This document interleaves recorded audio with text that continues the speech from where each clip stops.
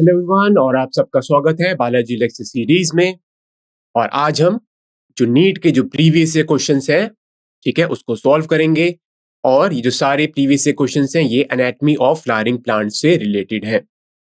तो हमारे जो प्रीवियस लेक्चर था उसमें हमने कुछ नीट पीवाईक्यू सॉल्व किए थे, ठीक है, और जो बाकी के प्रीवियस ईयर क्वेश्चंस हैं वो हम इस लेक्चर में सॉल्व करेंगे, ठीक है। तो मैं आपको बोलना चाहूंगा कि सबसे पहले तो आपके सारे कॉन्सेप्ट्स क्लियर होने चाहिए, ठीक है, तभी आप ये सारे प्रीवियस से क्वेश्चन सॉल्व कर पाएंगे। तो फोकस कीजिए एनसीईआरटी पर, ठीक है। एनसीईआरटी को आपको सारे वर्ड टू वर्ड आपको याद होनी चाहिए एनसीईआरटी, ठीक है। सारे कॉन्सेप्ट्स आपके क्लियर होने चाहिए क्योंकि ये सारे जो नीट पीवाईक्यू है सारे कॉन्सेप्ट पे आते हैं, ठीक है। इसके बाद आपको नीट एग्जाम का पैटर्न पता होना चाहिए कि किस किस प्रकार के क्वेश्चन आते हैं। तो होते तो सारे मल्टीपल चॉइस क्वेश्चंस ही हैं, पर उसमें कुछ क्वेश्चंस होते हैं जो स्टेटमेंट बेस्ड होते हैं, कुछ होते हैं जिसमें कॉलम आपको दिया होगा, आपको मैच द फॉलोइंग करना होगा, ठीक है। और कुछ कुछ क्वेश्चंस काफी डायरेक्ट होते हैं, तो आपको एक फैमिली दी जाएगी, आपको उसका एग्जाम्पल बताना होगा, उस फैमिली का क्या एग्जाम्पल होता है, या उस फैमिली के कैरेक्टरिस्टिक फीचर आपको बताने होंगे, ठीक है। तो आपको एनसीईआरटी पर फोकस करना है। तो आइए पहले क्वेश्चन से हम स्टार्ट करते हैं। तो पहला क्वेश्चन है, in a woody dicotyledonous tree which of the following parts will mainly consist of primary tissues। तो आपको पता है टिश्यूज दो प्रकार के होते हैं, प्राइमरी टिश्यूज फिर होते हैं सेकेंडरी टिश्यूज। तो यहां पे ये क्वेश्चन कह रहा है कि जो वुडी डाइकोटिलिडनस ट्री होते हैं, तो डाइकोटिलिडनस प्लांट्स कौन से होते हैं? एंजियोस्पर्म्स, ठीक है। नाउ दे आर सेइंग इनमें से कौन सा ऐसा पार्ट है जिसमें प्राइमरी टिश्यूज मौजूद होते हैं, ठीक है। तो पहला ऑप्शन है ऑल पार्ट्स, या तो सारे पार्ट्स में मौजूद होते हैं। ऑप्शन बी है स्टेम एंड रूट, या तो वो स्टेम और रूट में मौजूद होते हैं। ऑप्शन नंबर सी है फ्लावर्स फ्रूट्स एंड लीव्स, और ऑप्शन नंबर डी है shoot tips and root tips, ठीक है। प्राइमरी टिश्यू कहां मौजूद होते हैं, ठीक है। तो हम प्राइमरी ग्रोथ की यहां बात कर रहे हैं, सेकेंडरी टिश्यू सेकेंडरी ग्रोथ में बनते हैं, ठीक है। देखिए इसका आंसर हम, तो इसका आंसर है शूट टिप्स और रूट टिप्स में प्राइमरी टिश्यूज मौजूद होते हैं, ठीक है। तो शूट एपिकल मेरिस्टेम कह सकते हैं आप शूट टिप को, और रूट एपिकल मेरिस्टेम। तो यहां पर प्राइमरी टिश्यूज मौजूद होते हैं, ठीक है। तो हम यहां इसको बोल सकते हैं, ठीक है, primary tissues are present in shoot apical meristem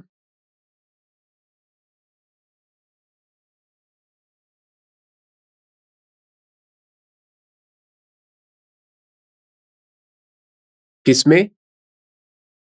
shoot apical meristem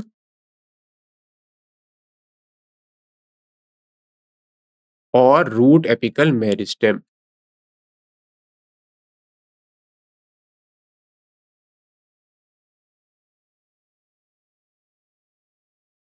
ठीक है, clear.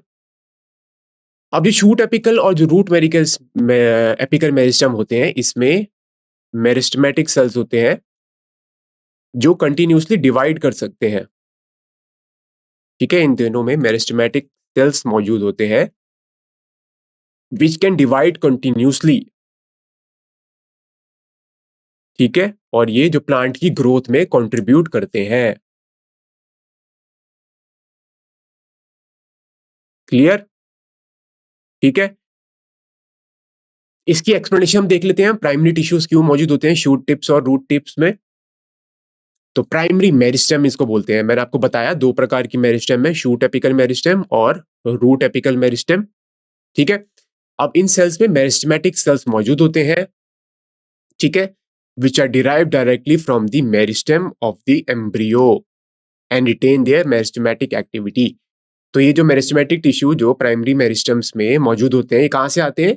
They arise from the meristem of the embryo. तो एम्ब्रियो में जो मेरिस्टेम होती है उससे ये मेरिस्टेमेटिक टिश्यू ओरिजिनेट होते हैं। और इस मेरिस्टेमेटिक टिश्यू की मैंने आपको प्रॉपर्टी बताई क्या होती है, ये कंटिन्यूसली डिवाइड कर सकते हैं, ठीक है, जिसकी वजह से प्लांट की ग्रोथ होती है। कौन सी ग्रोथ? वर्टिकल ग्रोथ होती है, ठीक है। अब these primary tissues are present in the root and the shoot tip as well as the leaf primordia, ठीक है। अब जो लीफ प्राइमोडिया होगा ये क्या बनाएगा, ये बनाएगा लीफ। ठीक है, तो कोई भी जो प्राइमोर्डिया होता है, it is a group of cells, ठीक है, which will form the organ. तो प्राइमोर्डिया को हम कैसे डिफाइन कर सकते हैं, हम ये भी देख लेते हैं। तो आपको सारे जो टर्म्स हैं उसके बारे में पता होना चाहिए। ठीक है, तो प्राइमोर्डिया क्या होता है, it is a group of cells that okay give rise to the organ.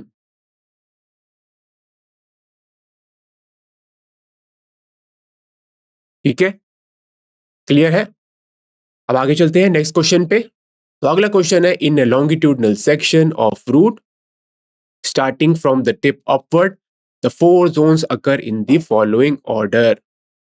ठीक है, तो अगर हम रूट का लॉन्गिट्यूडनल सेक्शन देखें, ठीक है, या उसे लॉन्गिट्यूडनली हम उसे कट करते हैं, तो कौन से चार जोन्स दिखते हैं। ठीक है, फ्रॉम डाउनवर्ड्स टू अपवर्ड्स, ये कह रहा है ना, starting from the tip upwards, starting from the tip and then upwards. ठीक है, यानी कि नीचे से ऊपर की तरफ कौन कौन सी जोन्स होती हैं। तो पहला ऑप्शन है रूट कैप। ठीक है, फिर है सेल डिवीजन जोन, नेक्स्ट है सेल एनलार्जमेंट जोन, और फिर है cell maturation zone. Option number B है रूट कैप, फिर सेल डिवीजन जोन, फिर सेल मैच्योरेशन, और फिर सेल एनलार्जमेंट। फिर ऑप्शन नंबर सी है, सबसे पहले सेल डिवीजन कह रहा है ये। ठीक है, यानी कि लोअर मोस्ट कह रहा है सेल डिवीजन। ठीक है, तो हमें पता है लोअर मोस्ट हमेशा रूट कैप होता है। ठीक है, तो ये ऑप्शन बिल्कुल सही नहीं है। फिर सेल एनलार्जमेंट कह रहा है सेल मैच्योरेशन और रूट कैप। ठीक है, ये गलत है। फिर ऑप्शन नंबर डी क्या है, सेल डिवीजन, जो कि ये गलत है क्योंकि रूट कैप जो होता है वो सबसे नीचे होता है, तो ये ऑप्शन बी सही नहीं है इसका। ठीक है, तो ए और बी ऑप्शन में से आंसर होगा। तो रूट कैप तो सबसे नीचे का होता ही है, उसके बाद कौन सी जोन होती है आपको पता होना चाहिए। ठीक है, उसके बाद सेल डिवीजन जोन होती है, तो दोनों में सेल डिवीजन लिखा है। फिर थर्ड क्या है, सेल एनलार्जमेंट। ठीक है, सेल की एनलार्जमेंट, और यहाँ पे चौथा है सेल मैच्योरेशन। ठीक है, तो पहले एनलार्जमेंट होती है, फिर होता है सेल मैच्योरेशन। ठीक है, सेल मैच्योरेशन को हम डिफरेंशिएशन भी कहते हैं। तो आप यहाँ पे लिख सकते हैं, यहाँ पे maturation, zone of maturation is also known as zone of differentiation. ठीक है, क्लियर है। तो इसका आंसर क्या होगा, फिर हम देख लेते हैं इसका आंसर। तो इसका आंसर है रूट कैप, फिर है सेल डिवीजन, फिर है सेल एनलार्जमेंट, और फिर है सेल मैच्योरेशन। ठीक है, क्लियर है। तो सबसे पहले होता है हमारा रूट कैप, फिर होता है जोन ऑफ डिवीजन, फिर होता है जोन ऑफ सेल एनलार्जमेंट, फिर होता है सेल मैच्योरेशन। ठीक है, now root shows the following regions. पहला है रूट कैप, तो सबसे नीचे होता है, इसको हम बोलते हैं कैलिप्टरा भी। Now it is cap like protective covering over tip of the root. तो ये जो रूट कैप है ये रूट टिप को प्रोटेक्ट करता है, तो it is a protective covering. इसके बाद होता है मेरिस्टेमेटिक रीजन। मेरिस्टेमेटिक रीजन हम, ठीक है, या आप बोल सकते हैं जोन ऑफ सेल डिवीजन। ये है जोन ऑफ सेल डिवीजन। ठीक है, इसमें किस प्रकार के सेल्स मौजूद होते हैं, मेरिस्टेमेटिक सेल्स मौजूद होते हैं। ठीक है, एंड इसकी पोजीशन क्या होती है, सब एपिकल, यानी कि एपेक्स के बिल्कुल ऊपर। जो रूट टिप होता है, रूट टिप के ऊपर क्या होता है, रूट कैप। और ठीक है, जो एपेक्स के थोड़ा सा ऊपर रीजन होता है वो होता है मेरिस्टेमेटिक रीजन। यहाँ पे सेल्स कंटिन्यूसली डिवाइड कर रहे होते हैं। ठीक है, इसके बाद होता है जोन ऑफ इलोंगेशन।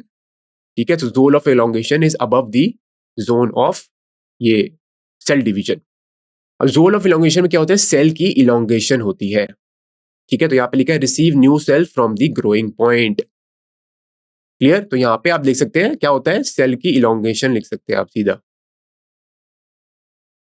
तभी इसका नाम है जोन ऑफ इलोंगेशन। अब जोन ऑफ इलोंगेशन के बाद क्या होती है, zone of maturation, also known as zone of differentiation. ठीक है, now cells mature into specific cell types here. ठीक है, zone of maturation means zone of, यहाँ पे जो सेल्स होते हैं पहले जो होते हैं अनडिफरेंशिएटेड होते हैं, वो सिर्फ डिवाइड कर रहे होते हैं। ठीक है, फिर वो इलोंगेट करते हैं, और जोन ऑफ मैच्योरेशन में क्या होता है, फिर सेल जो है वो डिफरेंशिएट करने लग जाते हैं। अब जब वो डिफरेंशिएट करते हैं सेल्स, तब क्या होता है, वो वो they will acquire a specific function, ठीक है। Now because of the differentiation they will acquire specific functions, ठीक है। तो कुछ सेल जैसे एपिडर्मल सेल बन गए, कुछ सेल्स बनाएंगे वेस्कुलर सिस्टम, ठीक है। अब इसके बाद होता है रूट हेयर जोन। तो रूट हेयर जोन क्या होता है? तो ये जोन क्या होता है? तो ये अलग से जोन नहीं होती है, ठीक है, पर ये जोन प्रेजेंट होती है, जोन ऑफ डिफरेंशिएशन है, जोन ऑफ मैच्योरेशन के अंदर, ठीक है। तो it is present within the zone of differentiation and its consist of the root hairs, ठीक है। तभी इसका नाम दिया गया है हमें रूट हेयर जोन, जो कि जोन ऑफ मैच्योरेशन के अंदर ही मौजूद होती है। अब रूट हेयर्स का क्या रोल होता है? Root hairs it help to what? Increase the surface area for absorption,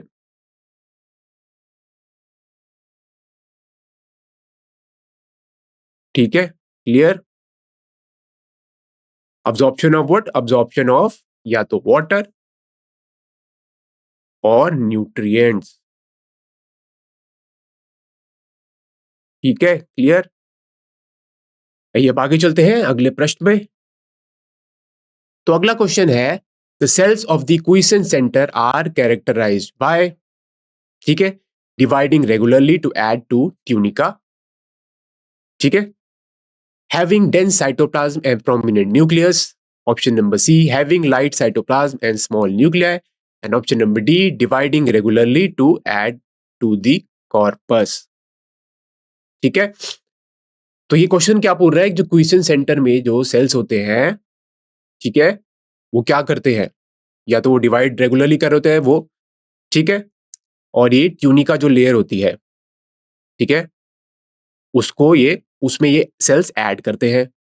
या तो ये जो सेल्स होते हैं इसमें डेंस साइटोप्लाज्म होता है या लाइट साइटोप्लाज्म होता है, ठीक है, या तो ये डिवाइड करते हैं और सेल्स ऐड करते हैं कॉर्पस को। तो आपको पता होगा दो लेयर्स होती थी अगर आप मेरिस्टेम की बात करें, ट्यूनिका और कॉर्पस, ठीक है। तो आपको पता होना चाहिए कौन सी लेयर आउटर मोस्ट थी और कौन सी लेयर इनर मोस्ट, ठीक है। तो ट्यूनिका आउटर होती है, कॉर्पस इनर होती है। तो इसका आंसर क्या होगा? इसका आंसर है option number C, having light cytoplasm and small nuclei, ठीक है। अब इसमें लाइट साइटोप्लाज्म और स्मॉल न्यूक्लियर की होता है क्योंकि सेल्स जो होते हैं वो क्विसेंट स्टेज में है, ठीक है, वो अभी डिवाइड नहीं कर रहे हैं, ठीक है। इसकी वजह से तो डेंस साइटोप्लाज्म की जरूरत नहीं होती, ठीक है, और न्यूक्लियस की भी लार्ज न्यूक्लियस की भी जरूरत नहीं होती क्योंकि वो डिवाइड ही नहीं कर रहा, तो उसको कोई भी बायोमोलिक्यूल्स की जरूरत ही नहीं है, ठीक है। इसकी एक्सप्लेनेशन देख लेते हैं अब। The cells of the quiescent centre have lower concentration of DNA, RNA and proteins as compare to other cells in the root apex. तो रूट एपेक्स में जो सेल्स होते हैं आपको पता है that is they are meristematic और वो कंटिन्यूसली डिवाइड करते हैं। तो उनको डिवाइड करने के लिए बहुत सारे बायोमोलिक्यूल्स जैसे कि डीएनए, आरएनए और प्रोटीन की जरूरत होती है। तो आपको पता है जब भी सेल डिवाइड करता है तो डीएनए भी सिंथेसाइज होता है, ठीक है, फिर डीएनए से आरएनए बनता है और आरएनए से फाइनली प्रोटीन्स बनते हैं, ठीक है, और सारे एंजाइम्स होते हैं वो ज्यादातर प्रोटीन्स ही होते हैं, ठीक है। तो क्विसेंट सेंटर में जो सेल्स होते हैं वो डिवाइड नहीं कर रहे हैं, जिसकी वजह से उनमें जो इन बायोमोलिक्यूल्स की कंसंट्रेशन कम होती है, ठीक है, और साइटोप्लाज्म जो होता है वो काफी लाइट होता है और न्यूक्लियस भी काफी छोटा होता है, ठीक है, clear. Now this concept is based on upon the quiescent centre theory proposed by cloves, ठीक है, इन 1961। तो क्लोव्स ने ये थ्योरी दी थी, क्विसेंट सेंटर थ्योरी, ठीक है, क्लियर। अब बात करते हैं अगले क्वेश्चन के बारे में। तो अगला क्वेश्चन है the apical meristem of the root is present, ठीक है। आपको चार ऑप्शन दिए गए हैं कि एपिकल मेरिस्टेम ऑफ रूट कहां मौजूद होती है। तो अब आपको पता है कि मेरिस्टेम क्या होता है, दो प्रकार की basically two major meristems are present, shoot apical meristem और रूट एपिकल मेरिस्टेम, ठीक है। तो जो एपिकल मेरिस्टेम है रूट की वो कहां प्रेजेंट होगी? It is present in all the roots, ठीक है। ऑप्शन नंबर बी है ओनली इन दी रेडिकल। तो रेडिकल क्या होता है आपको पता है, जब एम्ब्रियोनिक डेवलपमेंट होती है, ठीक है, तो नीचे की साइड पे जो होता है वो होता है रेडिकल, तो ऊपर की साइड होता है वो है प्रिम्यूल। अब रेडिकल जो होता है it give rise to roots, ठीक है। फिर है option number C, only in tap roots.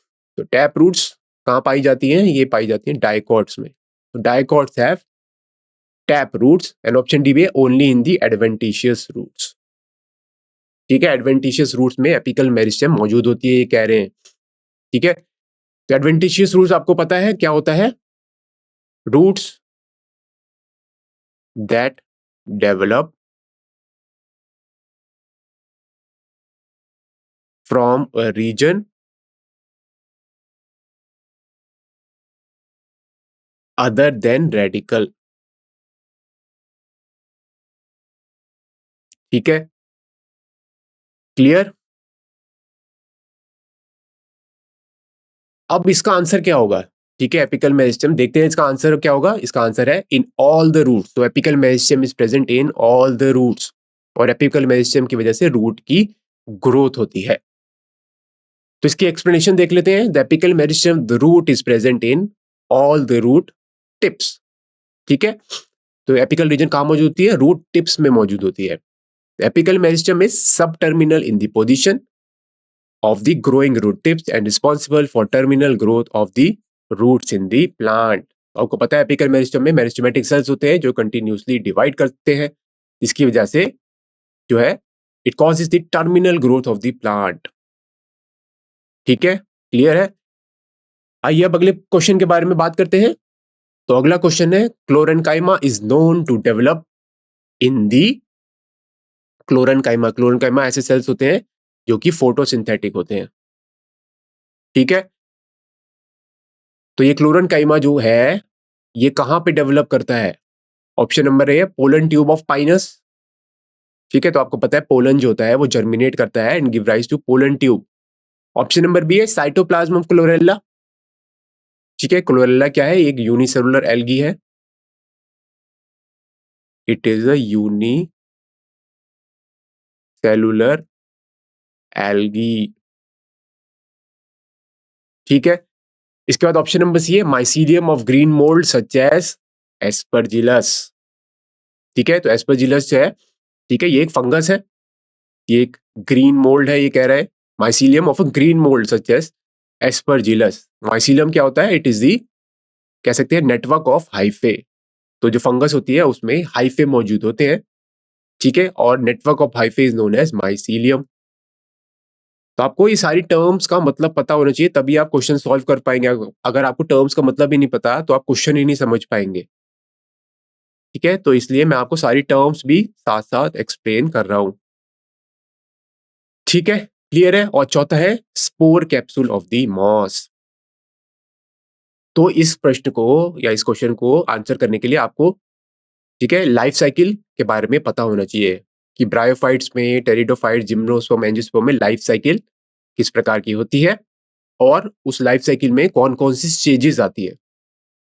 ठीक है, जैसे मॉस की अगर लाइफ साइकिल की बात करें तो उसमें किस प्रकार की स्टेजेस आती है और क्या क्या, ठीक है, कौन कौन सी वहां पर जो है स्टेजेस बनती हैं वहां पर। ठीक है, तो इसका आंसर हम देख लें। इसका आंसर क्या होगा? इसका आंसर है spore capsule of a moss. ठीक है, जो कैप्सूल होता है मॉस का, उसमें ये क्लोरेनकाइमा सेल्स मौजूद होते हैं। अब क्लोरेनकाइमा सेल्स मौजूद है यानी कि वो फोटोसिंथेटिक होगा। ठीक है, तो इसकी एक्सप्लेनेशन हम देख लेते हैं। अब इसकी एक्सप्लेनेशन है the chlorenchyma cells are those parenchymatous cells which contain the chloroplast. ठीक है, तो क्लोरोप्लास्ट एक ऑर्गेनल है जो कि फोटोसिंथेसिस में मदद करता है, और क्लोरोप्लास्ट के अंदर पिगमेंट्स मौजूद होते हैं जैसे कि क्लोरोफिल। ठीक है, जो कि लाइट को ऑब्जॉर्ब करता है और फिर वो उसे कन्वर्ट कर देता है इसमें केमिकल एनर्जी में। So because of the presence of the chloroplast they are capable of photosynthesis. ये फोटोसिंथेसिस कर सकते हैं, ठीक है, यानी कि अपना खाना ये खुद बना सकते हैं यूजिंग लाइट एनर्जी। ठीक है, क्लियर? अभी ये है a spore capsule of moss can perform photosynthesis, thus chlorenchyma are present in them. ठीक है, तो स्पोर का जो कैप्सूल होता है वो फोटोसिंथेसाइज कर सकता है क्योंकि उसमें क्लोरेनकाइमा सेल्स मौजूद होते हैं। अब नेक्स्ट क्वेश्चन क्या है? Vessels are found in. ठीक है, वेसल्स कहां मौजूद होते हैं? ठीक है, वेसल्स कहां होते हैं? जाइलम में वैसे तो मौजूद होते हैं, पर यहां पे ये क्या पूछ रहा है? Option number A all angiosperm and some gymnosperms, option number B most of angiosperm and few gymnosperm, option number C all angiosperm, all gymnosperm and some pteridophytes, and option number D है all pteridophytes. ठीक है, ये vessels कहाँ मौजूद होते हैं देख लेते हैं हम। इस प्रश्न का आंसर क्या होगा? वेसल्स किसके पार्ट है? ये पार्ट है जाइलम के। जाइलम में क्या मौजूद होता है? वेसल्स होते हैं, ट्रकीड्स होते हैं, जाइलम फाइबर्स और जाइलम पैरेन्काइमा। ठीक है, तो आपको पता होना चाहिए कि वेसल्स कहां पर मौजूद होते हैं। तो इसका आंसर हम देख लेते हैं। इसका आंसर है most of angiosperm and few gymnosperms. ठीक है, तो ज्यादातर वेसल्स एंजियोस्पर्म से मौजूद होते हैं और कुछ जिम्नोस्पर्म्स में मौजूद होते हैं। एक्सप्लेनेशन देख लेते हैं इसकी। ऑप्शन नंबर बी इसका सही आंसर है। ठीक है, now generally gymnosperm do not have vessels. Gymnosperms होते हैं उसमें वेसल्स मौजूद नहीं होते, but a few gymnosperm with vessels are ephedra, smilax etcetera. ठीक है, तो ज्यादातर जो वेसल्स होते हैं, ठीक है, वो एंजियोस्पर्म से मौजूद होते हैं, पर जिम्नोस्पर्म में वेसल्स मौजूद नहीं होते। ठीक है, बट कुछ एक्सेप्शन है जैसे कि एफिड्रा और स्माइलेक्स, और ज्यादातर एंजियोस्पर्म्स होते हैं, most of the angiosperm have vessels. ठीक है, एक्सेप्ट अ फ्यू जैसे कि ट्रोकोडेंड्रॉन। ठीक है, क्लियर? तो वेसल्स क्या करते हैं? They help in the transport of the water. ठीक है, हम कह सकते हैं xylem helps in the transport of the water. अब नेक्स्ट क्वेश्चन क्या है? नेक्स्ट क्वेश्चन क्या है? Axillary bud and terminal bud are derived from the activity of. Option number A है lateral meristem, option number B intercalary meristem, option number C apical meristem, and option number D क्या है? Parenchyma. ठीक है, तो आपको बताना है कि एक्सिलरी बड और टर्मिनल बड है, दे आर डिराइव्ड फ्रॉम किससे? किससे बनती है एक्सिलरी बड और टर्मिनल बड? या तो लैटरल मेरिस्टेम से, इंटरकैलरी, एपिकल या पैरेन्काइमा सेल से। अब आपको पता है लैटरल मेरिस्टेम होती है, this is involve in the secondary growth, इसको हम कैम्बियम भी कहते हैं। It is involve in the secondary growth.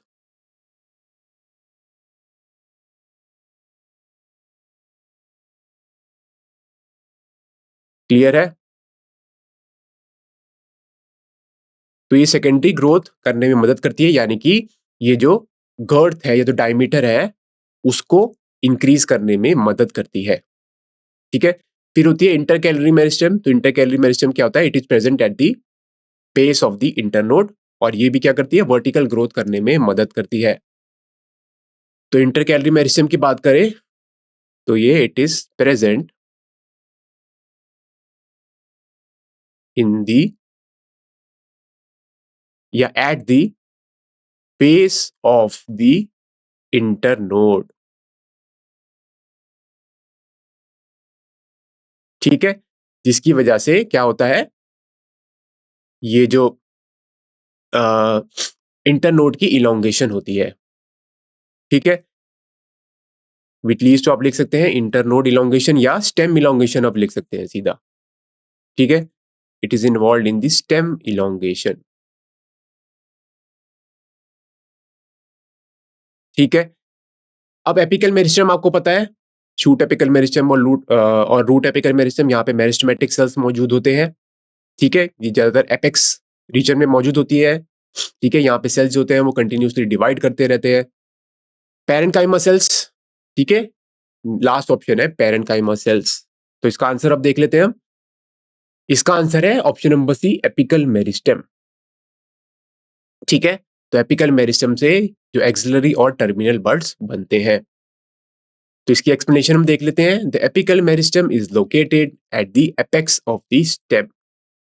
ठीक है, एपेक्स में मौजूद होते हैं, तभी से हम बोलते हैं apical meristem. It is present in the apex of the stem, root as well as branches. ठीक है, and form axillary and the terminal bud. Axillary buds होते हैं, ठीक है, जो कि जैसे ब्रांच के एक्सिल में हो गया। ठीक है, फिर intercalary meristem. Intercalary meristem take part in the linear growth. मैंने आपको बताया it is present at the base of the internode, तो ये लीनियर ग्रोथ में मदद करती है। ठीक है, अब जो लैटरल मेरिस्टेम होती है, ये किस में मदद करती है? सेकेंडरी ग्रोथ में। मैंने आपको पहले बताया, ठीक है। और occurs parallel to the circumference of the organ, जिसकी वजह से ये क्या करती है, secondary growth, secondary tissues add करती है, जिसकी वजह से there is an increase in the girth, या बोल सकते हैं डायमीटर ऑफ द प्लांट। ठीक है, आगे चलते हैं। अब axillary bud is an embryonic और ऑर्गेनोजेनिक शूट। ठीक है, एक्सिलरी बड क्या होता है, या तो ये एम्ब्रियोनिक होती है या organogenic shoot located in the axil of the leaf. तब इसका नाम दिया गया है एक्सिलरी बड, क्योंकि ये लीफ के एक्सिल में मौजूद होती है। Now, each bud has the potential to form the shoots and may be specialized in producing either vegetative shoots or reproductive shoots. तो हर जो ये बड होती है, each bud can give rise to a vegetative और a reproductive shoot. Vegetative मतलब वहां पे leaves मौजूद होंगे, reproductive मतलब वहां पे क्या मौजूद होंगे, flowers. The formation of flowers, ठीक है, represents the onset of the reproductive phase. ठीक है, फ्लावर्स में क्या मौजूद है, फ्लावर्स में मेल और फीमेल रिप्रोडक्टिव ऑर्गन्स मौजूद होते हैं, वहां पे स्टेमन्स और गाइनोशियम मौजूद होता है। ठीक है, now once formed a bud may remain dormant for some time और it may form a shoot immediately. तो जब बर्ड्स बनती हैं, या तो वो थोड़ी देर के लिए डॉर्मेंट रह सकती है, और जैसे ही कंडीशंस चेंज होती है, फेवरेबल कंडीशंस आती है, तब वो शूट बना देती हैं। ठीक है, it can form shoot immediately. Next question है, which of the following statement is true. इनमें से कौन सी स्टेटमेंट जो है वो ट्रू है। पहला है vessels are multicellular with narrow lumen. ठीक है, यानी कि वेसल्स जो होते हैं वो मल्टीसेलुलर होते हैं और उनका ल्यूमन जो होता है वो बहुत ही पतला होता है। ठीक है, नेक्स्ट है tracheids are multicellular with narrow lumen. अब कह रहे हैं ट्रकीड्स हैं वो मल्टीसेलुलर है और उनका ल्यूमन बहुत पतला होता है। Option number C, vessels are unicellular with wide lumen, यानी कि वेसल्स जो होते हैं वो यूनिसेलुलर होते हैं और उनका ल्यूमन काफी चौड़ा होता है। और लास्ट ऑप्शन है tracheids are unicellular with wide lumen. ठीक है, तो आपको पता है वेसल्स जो हैं वो वेसल एलिमेंट्स के बने होते हैं, तो और वेसल एलिमेंट्स आपस में मिलके बनाते हैं एक पूरा वेसल। ठीक है, इसका आंसर क्या होगा, इसका आंसर अब हम देख लेते हैं। इसका आंसर है tracheids are unicellular with wide lumen. ठीक है, क्लियर है। ये ट्रकीड्स और वेसल्स ये कहां मौजूद होते हैं, ये मौजूद होते हैं जाइलम में। ठीक है, इसका हम एक्सप्लेनेशन देख लेते हैं। Now vessels are elongated multicellular water conducting channels with wide lumen formed end to end fusion of the large number of vessel. Tracheids are elongated dead cells with tapering ends having dignified walls and large or wide lumen. Now their main function is conduction of water and minerals from the roots to the leaf. ठीक है, clear. अब vessels होते हैं वो multicellular structure होते हैं, आप देख सकते हैं यहाँ पे। ठीक है, क्लियर है। अब जो वेसल्स होते हैं वो किसके बने होते हैं, they are made up of the vessel elements. ठीक है, क्लियर। अब जो ट्रकीड्स होते हैं वो काफी इलोंगेटेड सेल्स होते हैं, वो डेड सेल्स होते हैं विद टेपरिंग एंड्स। तो जो ट्रकीड्स होते हैं इसका स्ट्रक्चर कैसा होता है, ट्रकीड्स होते हैं ऐसे। ठीक है, इनके टेपरिंग एंड्स होते हैं। ठीक है, ये जो एंड होते हैं इसको हम बोलते हैं टेपरिंग एंड्स। ठीक है, तो ऐसे दिखते हैं ट्रकीड्स। बहुत ही रफ डायग्राम बना रहा हूं ट्रकीड्स और वेसल्स का। वेसल्स होते हैं इनका काफी वाइड ल्यूमन होता है। ठीक है, और एक वेसल जो है वो दूसरे वेसल जो वेसल्स किसका बना होता है, वेसल एलिमेंट्स का। ये सारे वेसल एलिमेंट्स आपस में मिलकर बनाते हैं एक एंटायर वेसल, तो ये एक दूसरा वेसल एलिमेंट है। ठीक है, यहां पर ये परफोरेशन प्लेट्स मौजूद होती है इसमें। ठीक है, क्लियर है। तो ये है वेसल, तो वेसल का आप देख सकते हैं काफी वाइड ल्यूमन है। ठीक है, क्लियर। तो आपको क्लियर है वेसल्स और एलिमेंट्स के बारे में, ये दोनों जाइलम के पार्ट होते हैं। ठीक है, क्लियर। तो अब हम इस लेक्चर की यहाँ पे समाप्ति करते हैं। हम मिलेंगे आपसे अगले लेक्चर में। तो हम अगले लेक्चर में दोबारा एनाटॉमी ऑफ फ्लावरिंग प्लांट्स के PYQ सॉल्व करेंगे। ठीक है, मैं आशा करता हूँ आपको ये जो सेशन है वो काफ़ी नॉलेजेबल लगा होगा, ठीक है? और आपको मैंने पहले ही बताया सारे कॉन्सेप्ट आपके क्लियर होने चाहिए, ठीक है? तभी आप ये क्वेश्चन सॉल्व कर पाएँगे, ठीक है? तो हम मिलते हैं अगले लेक्चर में। आप सबका सुनने के लिए बहुत-बहुत धन्यवाद।